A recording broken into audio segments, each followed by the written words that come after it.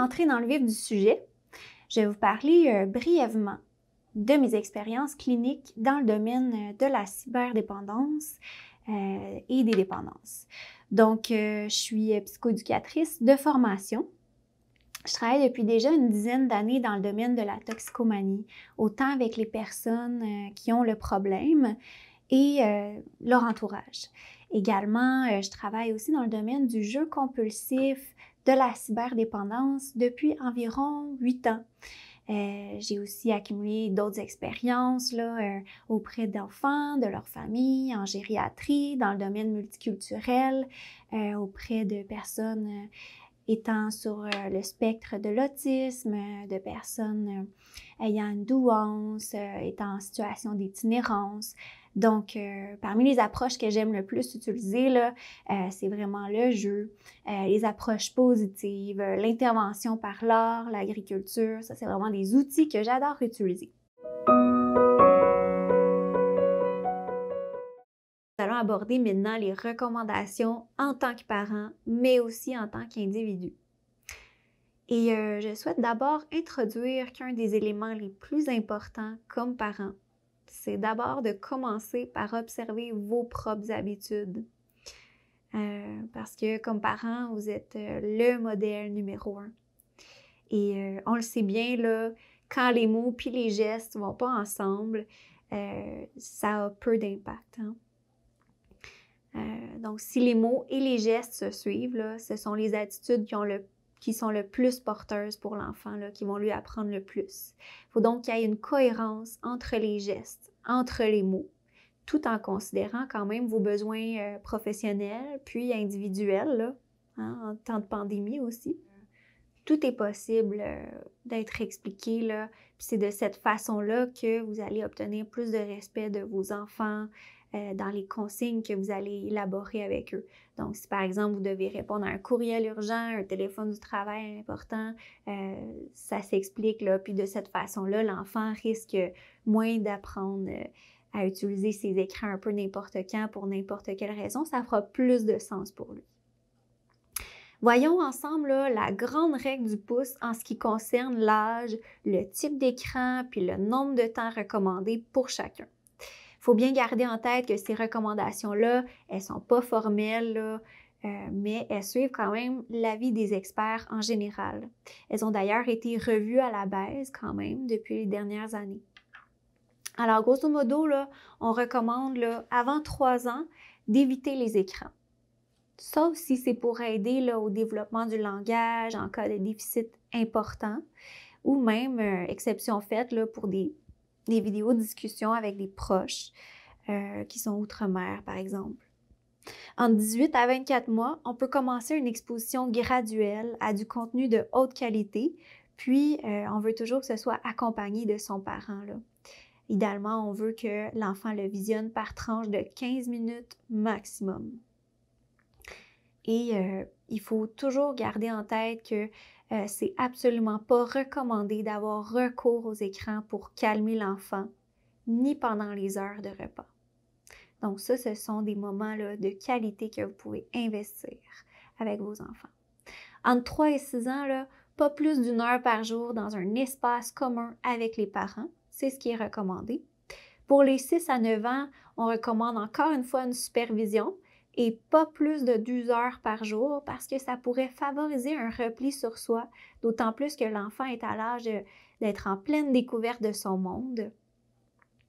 Alors, à cet âge-là, vers 9 ans à peu près, l'enfant peut commencer à être initié à Internet de façon accompagnée. Et si on regarde chez les 9 à 12 ans, ce qu'on recommande, c'est un maximum encore une fois de 2 heures par jour. Et là, on parle du temps de travail, de loisir, pas du temps de travail, le temps de loisir. Donc, on veut stimuler sa pensée critique, le questionner sur ses besoins, ses motivations, les conséquences de ses habitudes d'écran. On veut surtout le responsabiliser. Alors, à cet âge-là, c'est un droit d'accompagner son enfant vers la découverte des technologies de l'information. Puis, il faut toujours continuer de l'accompagner là-dedans. À 12 ans et plus, par contre, c'est raisonnable de laisser l'enfant utiliser les écrans seul, mais d'accompagner de temps en temps l'enfant en discutant de ce qu'il voit, c'est vraiment une bonne pratique comme parent. L'enfant pourrait aussi avoir accès aux réseaux sociaux, mais en lui expliquant les risques qui sont liés. Puis, à tout âge, ce qui est recommandé, là, dans le fond, c'est de prendre des pauses à chaque 15 minutes environ, toutes les heures, lorsqu'on joue à des jeux vidéo. Voilà pour ce qui est de la règle générale du pouce. Voyons maintenant comment on peut agir en prévention en tant que parent. Je vais vous parler maintenant de ce que vous pouvez mettre en place pour assurer un encadrement sain des écrans à la maison. Alors, il y a plusieurs choses, mais un premier élément important, là, c'est de définir un plan familial qui va préciser les règles claires sur l'utilisation des écrans à la maison et hors de la maison. Alors, c'est un plan qui peut se construire en famille ou seulement par les parents. Et vaut mieux, dans le fond, là, comme parent, d'avoir déjà réfléchi à l'avance là, sur les barèmes acceptables ou non pour vous. Parce que si vous faites ça devant les enfants, là, ça peut être débattu longtemps.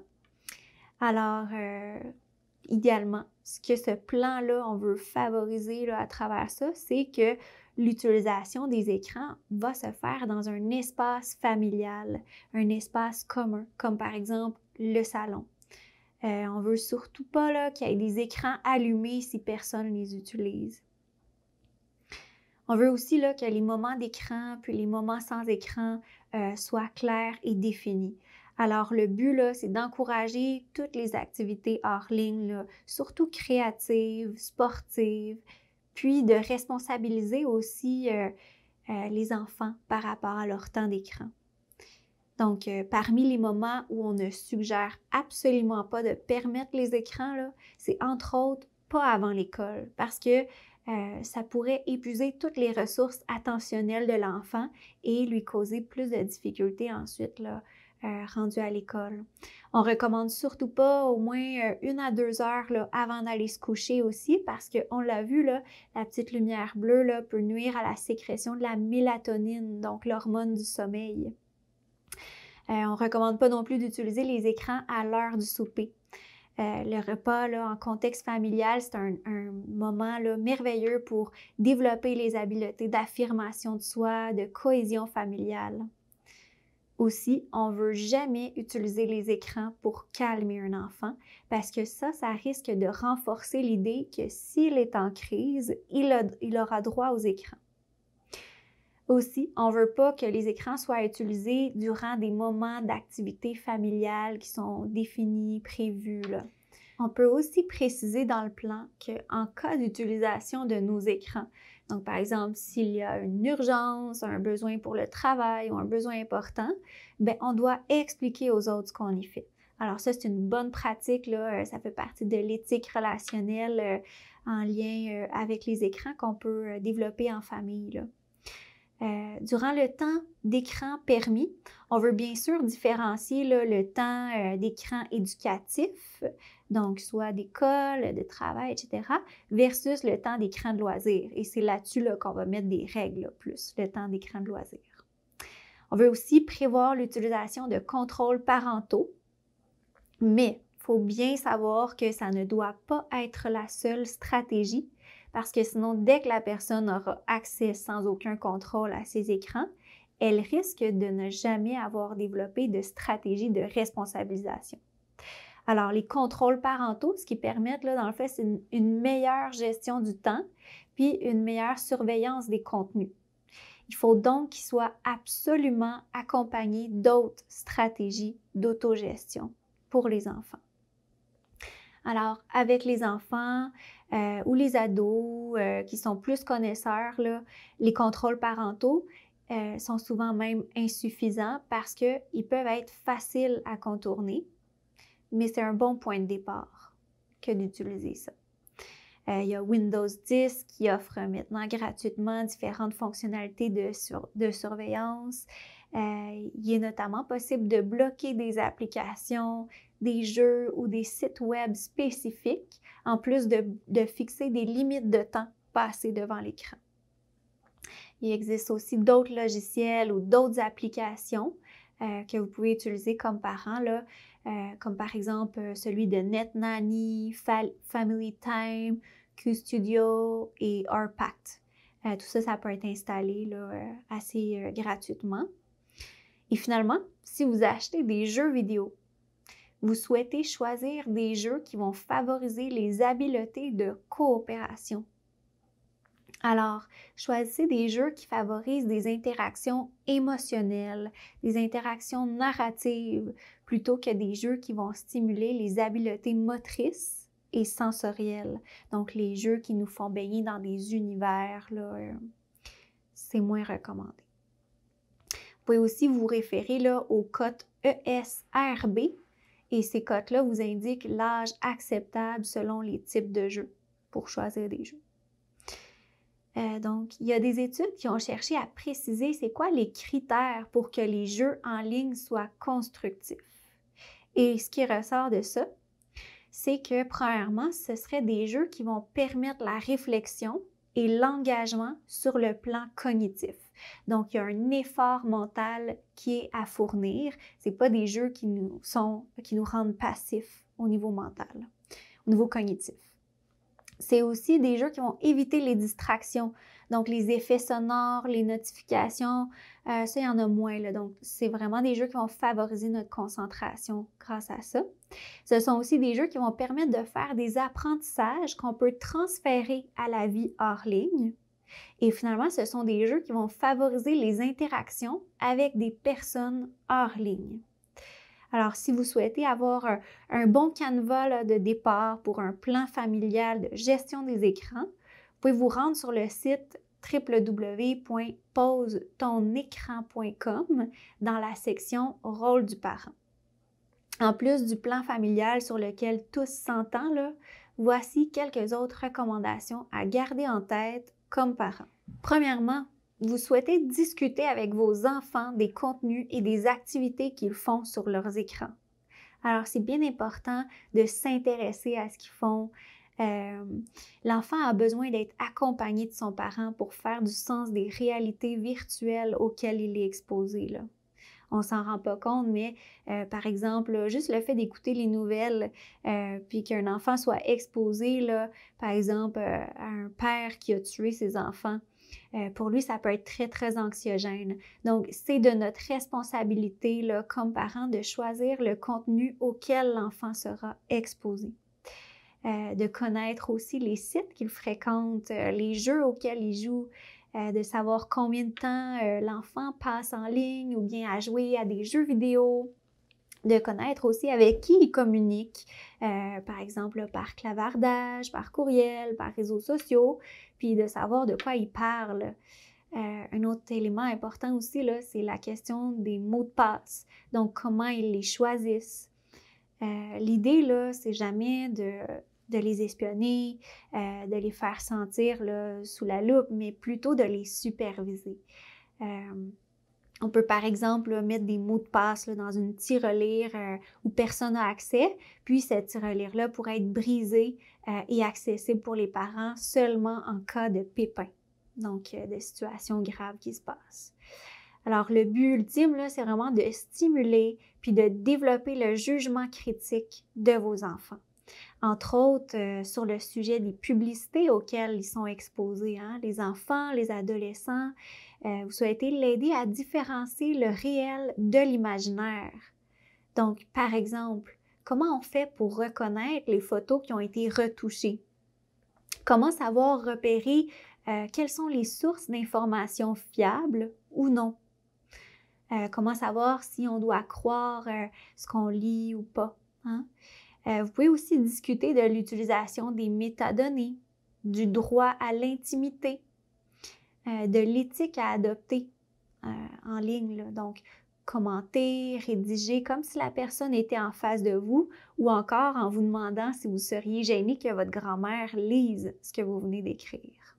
Tout ça, c'est des aspects bien importants à discuter avec votre jeune avant de lui laisser un accès plus libre aux écrans. Alors, si vous souhaitez aborder les comportements acceptables ou non, là, c'est d'ailleurs estimé que de parler de cyberintimidation à la maison, ça réduit de 10 à 15 % les risques. Deuxièmement, vous souhaitez préserver des moments familiaux qui sont sans écran. Donc, il ne faut surtout pas omettre de partager des moments de jeu en famille. Et c'est encore plus important d'inclure ces moments positifs-là lors de fortes tensions. Alors, quand c'est plus difficile en famille, c'est encore plus important de planifier des moments positifs ensemble.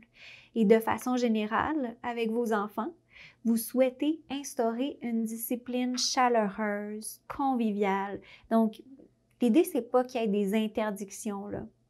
Et ça, c'est le meilleur facteur de protection contre l'intimidation, puis aussi pour une saine gestion des écrans.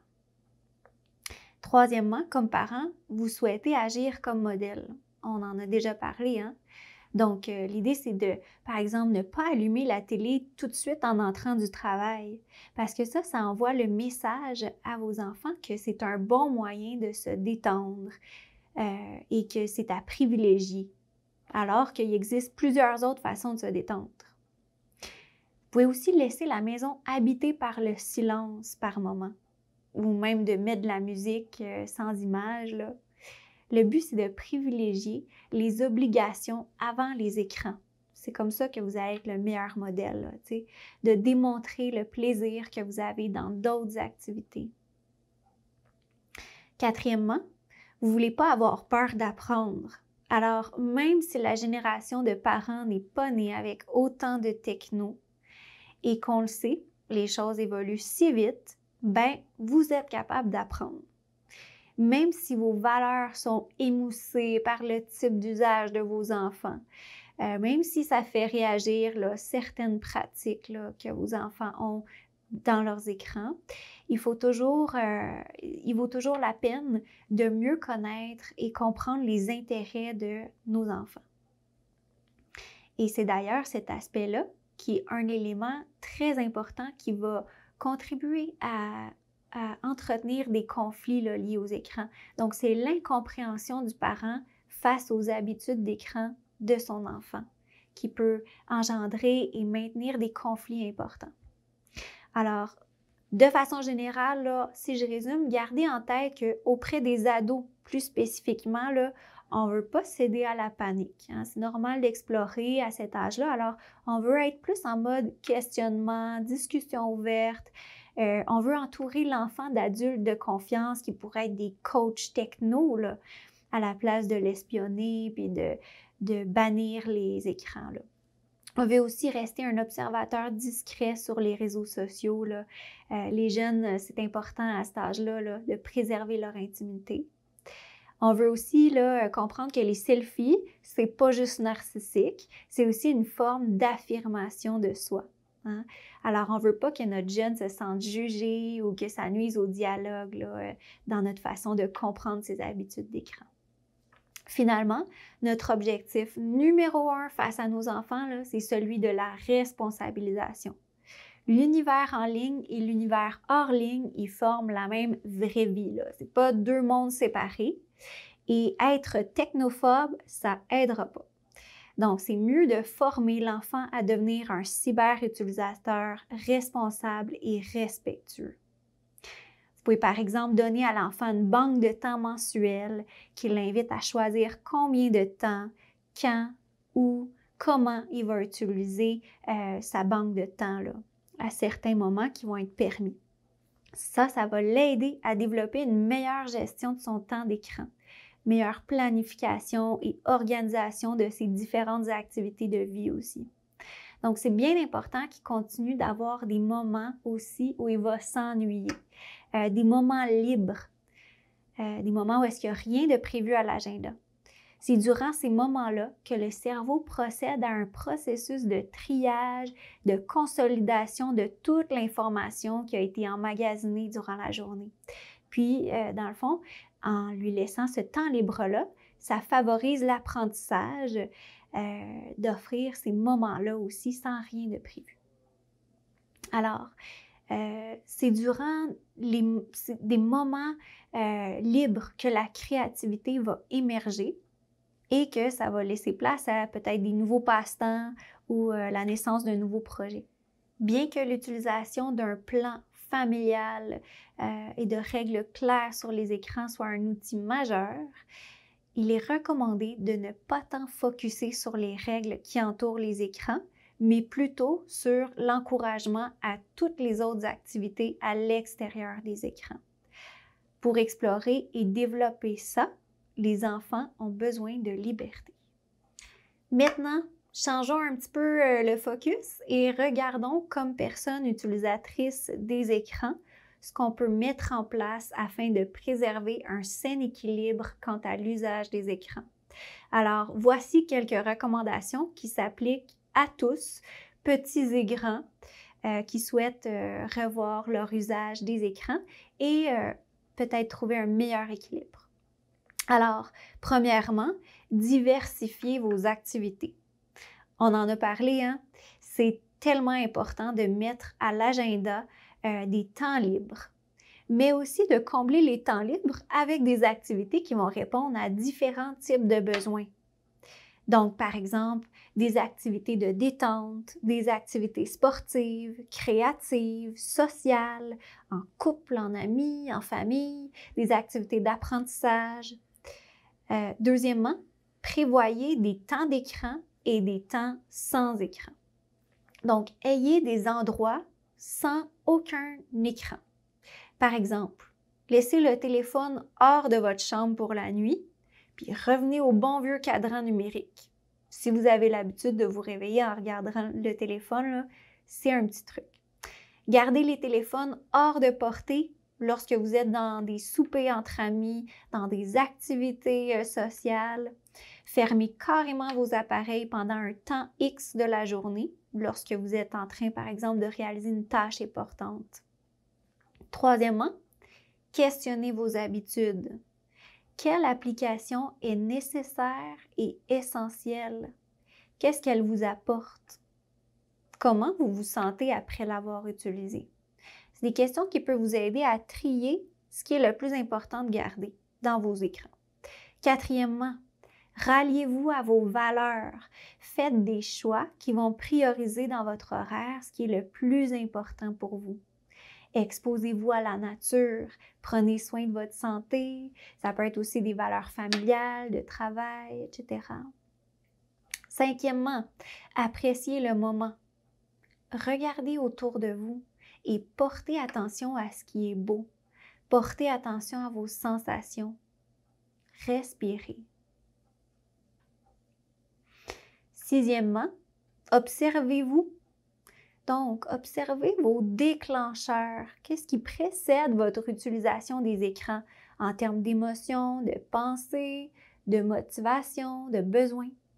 Donc, les moments plus à risque d'utiliser vos écrans, trouvez c'est lesquels.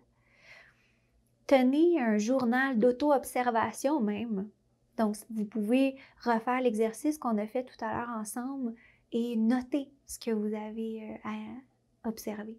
Septièmement, testez-vous. Pourquoi pas une journée sans cellulaire? Pourquoi pas une semaine? Une journée sans un type d'application ou sans un site en particulier? Qu'est-ce qui se passe sans ça? Mettez-vous au défi de sortir sans votre téléphone, de le regarder moins souvent, etc. Résistez à l'envie de publier, de liker, de commenter et observez qu'est-ce qui se passe. En bref, si vous souhaitez mieux gérer votre utilisation des écrans, voici d'autres éléments qui peuvent être mis en place. Alors, premièrement, définissez des objectifs ciblés, des objectifs réalistes. Pensez à réduire graduellement le nombre d'heures et réduire les utilisations qui ne sont pas essentielles et qui ne sont pas prioritaires. Vous pouvez vous fixer l'objectif, par exemple, de ne pas avoir plus que 20 minutes consécutives de connexion dans quelque chose qui n'est pas essentiel. Vous pouvez aussi vous coller des aides-mémoires à des endroits stratégiques pour vous permettre d'atteindre ces objectifs-là. Vous collez des rappels. Vous pouvez aussi lister 5 avantages à être moins connecté, puis 5 désavantages à être trop connecté et coller ça à des endroits où vous allez souvent être exposé. Deuxièmement, développer des nouvelles habitudes. Alors, changez d'endroit, changez de moment où vous utilisez vos écrans. Par exemple, Si vous aviez l'habitude de regarder votre cellulaire en revenant du travail, eh bien, vous voulez développer une nouvelle activité précisément à ce moment-là et vous voulez la planifier à l'avance. Donc, mettez à votre agenda des activités qui sont plaisantes, des activités sociales, des activités gratifiantes, des activités de détente. Dressez des listes aussi. Donc, ça peut être des listes d'idées différentes là, pour chaque jour, pour chaque semaine, puis pour chaque mois. Faites du sport, allez en nature, faites de l'art, du yoga, de la méditation, voyez votre famille, des amis, faites des sorties culturelles. Prenez soin de pratiquer des nouvelles habitudes, particulièrement au moment où vous alliez sur vos écrans. Troisièmement, utilisez une minuterie ou bien des applications qui chronomètrent votre temps d'utilisation. Par exemple, ça peut être une alarme qui va limiter le temps d'utilisation, idéalement qui est loin de vous pour vous forcer à sortir de l'activité puis à re-questionner ce que vous êtes en train de faire. Ça permet d'avoir plus conscience du temps que vous allez passer sur vos écrans. Vous pouvez aussi mettre le téléphone en mode avion et mettre une alarme pour 30, 60 minutes, jusqu'à même une journée pendant que vous faites une activité importante. Voici d'autres exemples d'applications qui peuvent être utilisées pour vous aider à gérer votre temps d'écran. Alors, premièrement, il y a l'application qui s'appelle Moment, l'application qui s'appelle Space, Break Your Phone Addiction, il y a Bien-être numérique, Digital Wellness, qui permet de rendre l'appareil moins attrayant. Il y a Manic Time qui compile des données statistiques sur votre utilisation des écrans. Il y a Activity Bubble qui va calculer aussi votre utilisation. Checky, Forest qui aide à se concentrer vraiment sur une seule tâche à la fois. Il y a Morph qui permet de gérer vos habitudes en général. Il y a Screen, Stopwatch, Stay Focused et aussi l'application WeFlip qui permet de se déconnecter là, en groupe.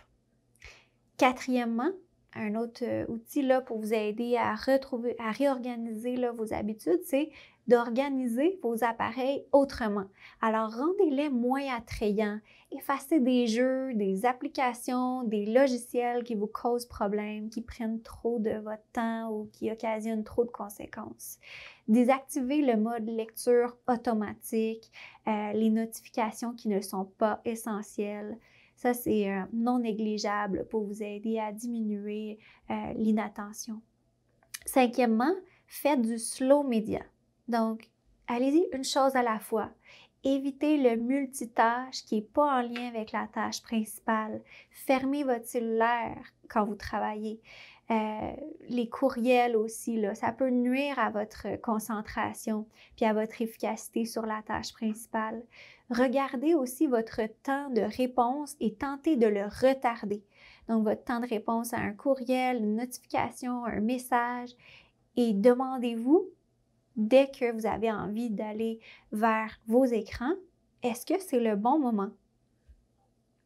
Maintenant, si vous observez des problèmes chroniques qui sont résistants aux interventions que vous avez mises en place et qui pourraient s'apparenter, entre autres, au syndrome de l'écran électronique, donc le SEE, ou encore juste pour tester les effets d'une désintox électronique, ce que ça aurait sur vous, voici une expérience qui vise à réinitialiser le fonctionnement de votre lobe frontal et de votre système nerveux. Donc, cette expérience, c'est le jeûne électronique ou du moins d'une partie de l'électronique, par exemple d'une application, d'un type d'écran. Alors, si l'idée vous ébranle, je vous invite à mieux comprendre vos résistances. Souvent, les plus courantes, c'est celle de la raison de l'écran nounou. Hein? Donc, de se demander comment je vais faire là, sans mon moment de pause. Et cette situation-là, c'est souvent le signe que vous avez besoin d'un peu plus de soutien dans la famille. Vous avez besoin d'être moins surchargé. Ensuite, les gens peuvent avoir peur aussi que les problèmes de comportement empirent. Donc, si je dis ça à mon enfant, la crise sera encore pire. Et ça ne fait que démontrer en fait à quel point le problème de dépendance s'est installé. Il y a aussi la question d'inclure toute la famille ou non dans le processus, dans l'expérience de jeûne là, qui est souvent posée.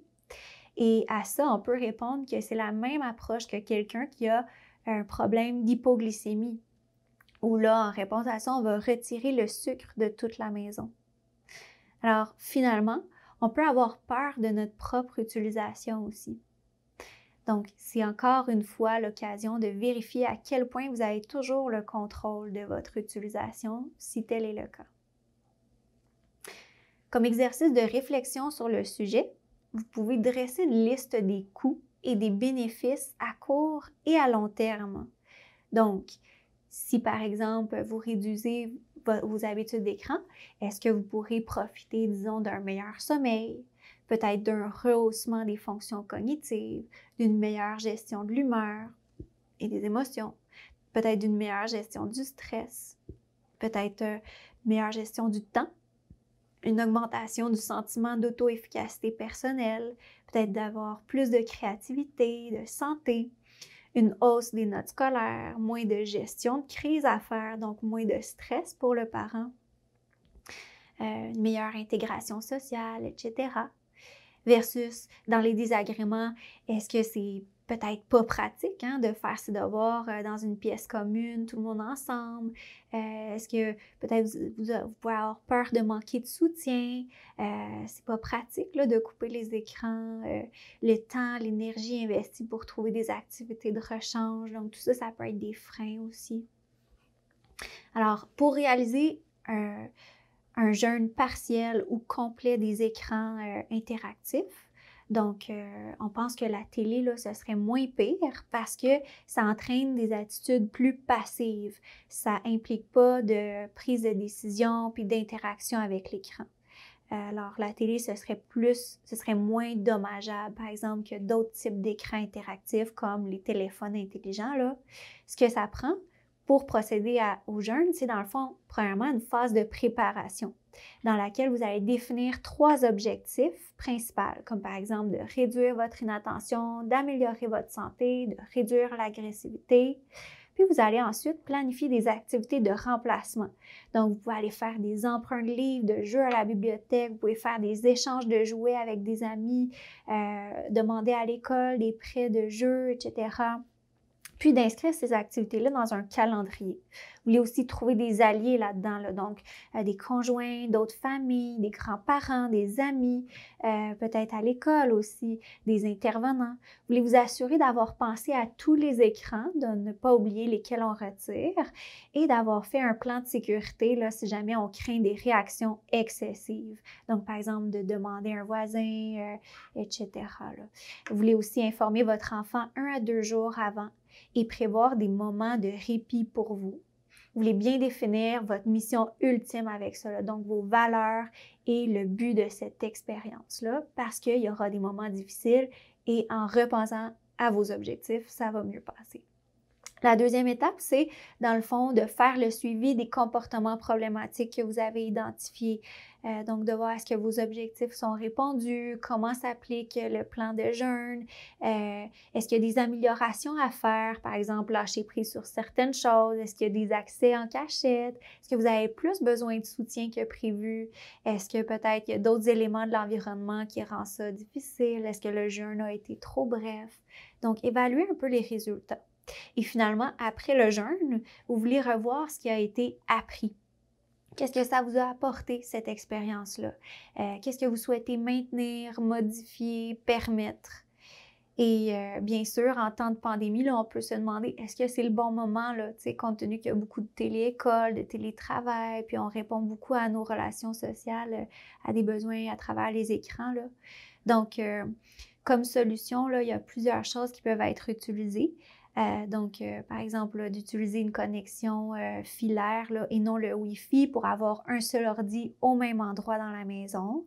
Et finalement, je vais vous lister une liste d'activités de remplacement là, des écrans que vous pourriez mettre en place et réfléchir. Là.